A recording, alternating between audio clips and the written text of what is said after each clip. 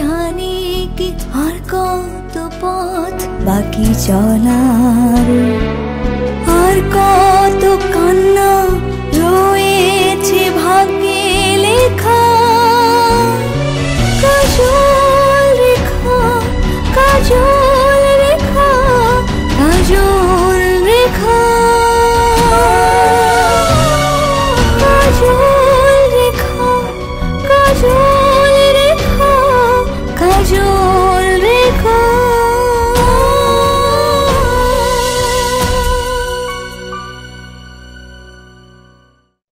তোমার মনের আয়নায় কার ছবি আঁকা হয়ে গেছে শুনুন।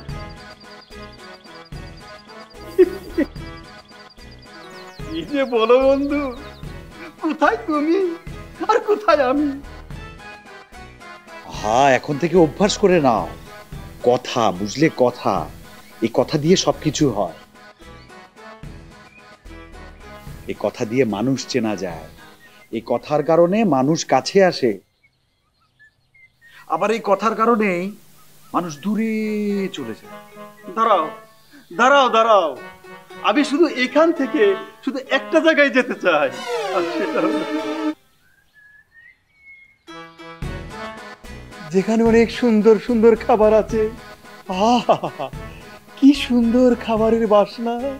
আমি শুধু সেখানেই যেতে চাই। এক জায়গায় বসে বসে আমি স্বপ্নের ঢেকুর তুলতে রাজি নই, বুঝলে? আহা, রাগ করছো কেন বন্ধু? আমরা তো ঘুরতেই বেরিয়েছি, খাবারের জন্য তো নয়। ঘুরতে ঘুরতে এত দূর এলাম, এখন মনের গতিবিধি বুঝেই তো আমাদের পরবর্তী করণীয় ঠিক করব। হ্যাঁ, আর তো কিছু সময়, একটু অপেক্ষা করো। তা সময়টা কি? সময়টা কি পলকের হিসাবে, না সপ্তাহের হিসাবে, না মাসের হিসাবে, না বছরের হিসাবে? জানতে পারলে আমার একটু সুবিধা হতো, বুঝেছো? আচ্ছা, কি সুবিধা হতো শুনি? এখানে আসার পর থেকে এই পোশাকগুলো ধুবার বাড়িতে যায়নি। ভেবেছিলাম এই শ্রাবণ মাসে অথবা ফাগুন মাসে কাপড়টা দিয়ে পরিষ্কার করব, সেটা তো হলো না। এখন আমার কি হবে? এই দুটো ঋতু আছে বলেই তো পৃথিবী এখন অনেক সুন্দর। এখনো সুর হয়, গান হয়, মানুষ মানুষকে ভালোবাসে, প্রেম হয়। আরে মানুষ বেঁচে আছে তো এখনো এই ভালোবাসার আশাতেই। ভীষণ দুঃখের মাঝেও মানুষ এখনো বেঁচে থাকার আশা খুঁজে পায়। কেন জানো? এই প্রেম আছে বলেই। প্রেম হচ্ছে মানুষের জীবনের শেষ সম্বল। বুঝেছি।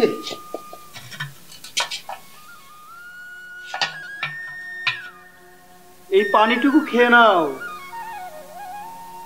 বন্ধু। কথার শকুটে যে সুর বেঁধেছ, তোমার পেটে অম্ল না হলেই আমি বাঁচি। তুমিও না পারো বটে।